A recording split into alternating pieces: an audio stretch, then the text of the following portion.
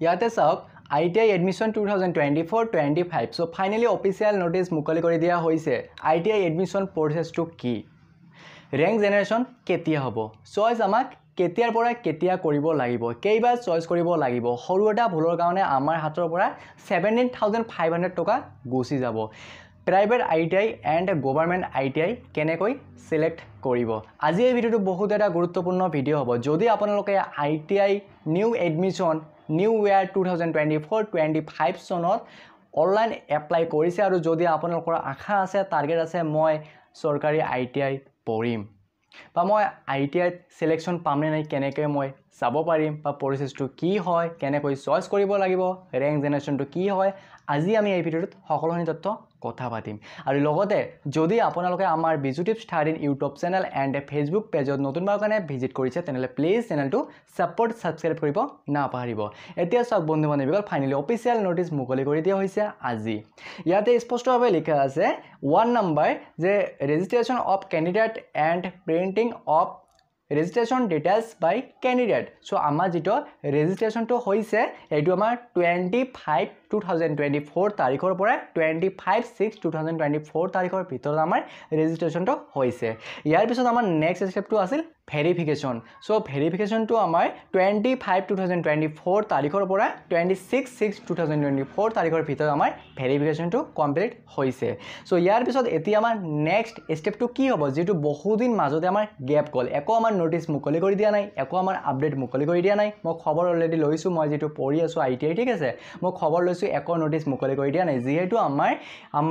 1 years 2 ইয়াৰ্সৰ যেটো আমাৰ exam আছে প্ৰ্যাকটিক্যাল এক্সাম বা আমাৰ CBD এক্সাম এই এক্সামটো আমাৰ আগতীয়াকৈ হোৱা কথা আছিল কিন্তু এই এক্সামটো আমাৰ পিছুৱাই আহিল ঠিক আছে সেই কাৰণে আমাৰ যেটো ITI নিউ এডমিশন আছে 2024-25 বেচৰ ঠিক আছে 2024 এণ্ড 2025 যেটো আমাৰ বেচ হ'ব এইটো আমাৰ অলপমান পিছুৱাই যাব মানে ক্লাছটো অলপমান পিছুৱাৰ পৰা আৰম্ভ হ'ব ঠিক আছে সো এতিয়া ইয়াতে মন কৰিব বন্ধু বান্ধৱীসকল ইয়াতে যেটো আমাৰ স্পষ্টভাৱে লিখা আছে যে আমাৰ ভেৰিফিকেশনৰ পিছত ইয়াতে স্পষ্টভাৱে লিখা আছে যে আমাৰ rank generation of candidates and viewing rank by candidate in their page of registration details so ইয়াতে লিখা আছে আমাৰ যেটো এতিয়া থাৰ্ড স্টেপ হ'ব ৰেংক জেনাৰেশন এতিয়া কথা এটা আইগল সো আমাৰ ৰেংক জেনাৰেশনটো কি হয় ইয়াৰ কাম কি ইয়াৰ মানে কি চাওক বন্ধু বান্ধৱীসকল আমাৰ যেটো অল আসাম লেভেল মানে ষ্টেট উইজ আমাৰ অসমত যিমান লৰা ছোৱালীয়ে ITI অনলাইন এপ্লাই কৰিছে ঠিক আছে সো সকলোৰে এটা ৰেংক জেনাৰেশন হ'ব মানে পাৰ্সেন্টেজ হিচাপতে সাপোজ ধৰি লোৱা যে মোৰ পাৰ্সেন্টেজটো 50 আছে ওকে আৰু আপোনালোকৰ 50 তকৈ বেছি আছে মানে 50 তকৈ পাৰ্সেন্টেজটো বেছি আছে সো যি সকলৰ পাৰ্সেন্টেজটো বেছি থাকিব মানে 1 2 3 4 এনেকৈ মানে ৰেংক জেনাৰেশন হ'ব ঠিক আছে এনেকৈ ৰেংক জেনাৰেশন হ'ব আৰু এইটো ফাইনালি আপোনালোকে চাব পাৰিব কিমান ইয়াতে স্পষ্টভাৱে লিখা আছে যে 19 আগষ্ট 2024 তাৰিখত আপোনালোকে নিজৰ ৰেংকটো চাব পাৰিব যে আপোনালোকে কিমান হাজাৰ ৰেংকত আছে বা কিমান নাম্বাৰত ৰেংকত আছে যদি আপোনালোকৰ পাৰ্সেন্টেজ ভাল থাকে তেনে হলে 1 2 3 4 100 বা 1000 ৰ ভিতৰত থাকিব 2000 ৰ ভিতৰত থাকিব আৰু যদি পাৰ্সেন্টেজটো অলপমান কম থাকে ঠিক আছে তেনে হলে আপোনালোকে 10000 16000 20000 প্লাস 25000 প্লাস এনেকৈ ৰেংকত থাকিব যেটো আমাৰ অল আসাম লেভেল এটা ৰেংক জেনাৰেশন হ'ব এতিয়া এটা চাব বন্ধু বান্ধৱী ইয়াতে স্পষ্টভাৱে লিখা আছে সো আমাৰ যেটো 19 আগষ্ট 2024 তাৰিখত আমাৰ ৰেংক জেনাৰেশন হ'ব সো এতিয়া আইগল আমাৰ চয়েসটো মানে ফাৰ্স্ট চয়েস আমাৰ থাকিব কিমান 23 আগষ্টৰ পৰা হেইফালে 26 আগষ্ট 2024 তাৰিখৰ ভিতৰত আমাক চয়েস কৰিব লাগিব মানে ফাৰ্স্ট চয়েস কৰিব লাগিব ঠিক আছে আৰু লগতে ফাৰ্স্ট চয়েসটো কেনেকৈ কৰিব ইয়াৰ ওপৰত আমি নেক্সট ভিডিওত কথা পাতিম ওকে সো ইয়াতে সৰুটা মই কথা কম মন কৰিব বন্ধু বান্ধৱীসকল সো আপোনালোকে ভুল কৰি মানে প্ৰাইভেট ITI চয়েস নকৰিব ওকে যদি আপোনালোকে ভাবিছে যে মই গভৰ্ণমেণ্ট ITI পঢ়িম আৰু চয়েসৰ ক্ষেত্ৰত যদি আপোনালোকৰ পাৰ্সেন্টেজ এটা ভাল থাকে আৰু গভৰ্ণমেণ্ট ITI নহয় মানে যদি প্ৰাইভেট ITI চয়েস কৰিছে তেনেহলে সিলেক্টেড পাব ফাৰ্স্ট প্ৰিফাৰেন্সত মানে ফাৰ্স্ট টাইমতে আপোনালোকে চান্স পাব ঠিক আছে আৰু গভৰ্ণমেণ্ট ITI আৰু প্ৰাইভেট ITI ইয়াৰ মাজত পাৰ্থক্যটো কি হয় বা সাৰ্টিফিকেট বেলেগ হয় নে একে হয় ইয়াৰ ওপৰত আমি নেক্সট ভিডিওত কথা পাতিম সো পাইলে চেনেলটো সাবস্ক্ৰাইব এণ্ড সাপোৰ্ট কৰিব সো এতিয়া কথাটো আইগল বন্ধু বান্ধৱীসকল সো আমাৰ যি সকলৰ 23 আগষ্ট টু 26 আগষ্টৰ ভিতৰত যেটো আমাক চয়েস কৰিব লাগিব ফাৰ্স্ট চয়েস আৰু সেই ফাৰ্স্ট চয়েসৰ আমাৰ ৰিজাল্ট মুকলি কৰি দিয়া হ'ব ঠিক আছে ৰিজাল্ট আমাৰ মুকলি কৰি দিয়া হ'ব ইয়াতে মন কৰিব finally 28 August 2024 okay 23 August 2024 to 26 August 2024 তাৰিখৰ ভিতৰত আমাক চইচ কৰিব লাগিব মানে ফাৰ্ষ্ট চইচ আৰু এইটোৰ আমাৰ ৰিজাল্ট মুকলি কৰি দিয়া হ'ব 28 আগষ্ট 2024 মানে এই 28 আগষ্টৰ ভিতৰত যদি আমাৰ নামটো আহিছে তাৰ পিছত আকৌ আমাৰ 29 আগষ্টৰ পৰা 30 আগষ্ট এণ্ড 31 আগষ্ট এই 3 দিনৰ ভিতৰত যিসকলৰ প্ৰথম ফেজত মানে যিসকলৰ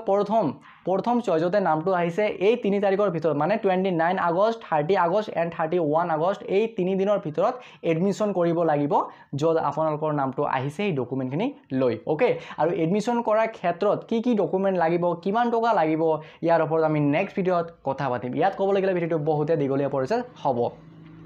এতিয়া কথাটো আহি গ'ল বন্ধু বান্ধৱীসকল সো ফাইনেলি আমাৰ সেকেন্ড চইচটো ঠিক আছে সেকেন্ড চইচ এতিয়া কথাটো আহি গ'ল যিসকলৰ ফাৰ্ষ্ট চইচত নামটো নাহিব আৰু 4টা চইচ থাকিব ওকে সো আপোনালোকে ভাবি আছে যে অকল এটা চইচ হ'ব মোৰ নামটো অহা নাই মোৰ নামটো নাহিব নহয় বন্ধু বান্ধৱীসকল টোটেলি আমাৰ 5 চইচ হ'ব ঠিক আছে 5 কাউন্সেলিং হ'ব এই 5 বাৰ আমাক চইচ কৰিব লাগিব বা আমাৰ নামটো আহিছে না নাই আমি চাব পাৰিম যদি আমাৰ এই 5 ৰাউণ্ডৰ ভিতৰত নামটো নাহে তাৰ পিছতে আমি ডাইৰেক্ট ডিসিশন ল'ব পাৰিম যে আমাৰ নামটো অহা নাই তাৰ পিছতো এটা অপচন আছে স্পট এডমিশন ইয়াৰ ওপৰতো আমি কথা পাতিম ঠিক আছে সো এতিয়া মন কৰিব বন্ধু বান্ধৱীসকল সো ফাইনেলি আমাৰ ইয়াতে যেহেতু লিখা আছে মই জনাই দি আছো ইয়াতে আপোনালোকে ভালকে নোটিছখন যাব ঠিক আছে সেকেন্ড কাউন্সেলিং আমাৰ ইয়াতে 3 সেপ্টেম্বৰ 2024 তাৰিখত যে আমাৰ নামটো আহিছে না নাই আৰু যদি আমাৰ নামটো আহিছে তেনে হলে 5 সেপ্টেম্বৰ টু 7 সেপ্টেম্বৰ এই দুই দিনৰ ভিতৰত আমাক এডমিশন কৰিব লাগিব যিখন আমাৰ হে ৰিজাল্টটো ওলাই আহিব যে আমাৰ নামটো আহিছে আমাক সিলেক্টেড কৰিছে সেইখন লৈ গৈ বা বেলেগ ডকুমেন্ট লৈ আমাক এডমিশন কৰিব লাগিব ঠিক আছে তাৰ পিছত আহি গ'ল মন কৰিব আমাৰ থাৰ্ড চইচটো 8 সেপ্টেম্বৰ এণ্ড 9 সেপ্টেম্বৰ আমাক চইচ কৰিব লাগিব আৰু ইয়াতে আমাৰ 11 সেপ্টেম্বৰ 2024 তাৰিখত আমাৰ ৰিজাল্টটো মুকলি কৰি দিয়া হ'ব বা আপোনালোকে নিজৰ চইচটো কাউন্সেলিংটো চাব পাৰিব যে মোৰ নামটো আহিছে না নাই যদি আহিছে তেনেহলে সেম ডকুমেন্ট সেম হেই আমাৰ যিখন মুকলি কৰি দিয়া হ'ব ৰিজাল্টটো হেইটো লৈ গৈ আপোনালোকক এডমিশন কৰিব লাগিব ইয়াৰ পিছত আহি গ'ল আমাৰ fourth counselling 14 September and 15 September তাৰিখত আমাৰ চইচ কৰিব লাগিব আৰু এইটো আমাৰ ৰিজাল্টটো দিয়া হ'ব 17 সেপ্টেম্বৰ 2024 তাৰিখত আমাৰ ৰিজাল্টটো দিয়া হ'ব ইয়াৰ পিছত আমাৰ 5 নম্বৰ আমাৰ ডাইৰেক্ট কাউন্সেলিং হ'ব 23 সেপ্টেম্বৰ 2024 তাৰিখত আৰু যদি আমাৰ 23 সেপ্টেম্বৰ 2024 তাৰিখত আমাৰ নামটো আহিছে তেনে হলে আমি 24 সেপ্টেম্বৰ টু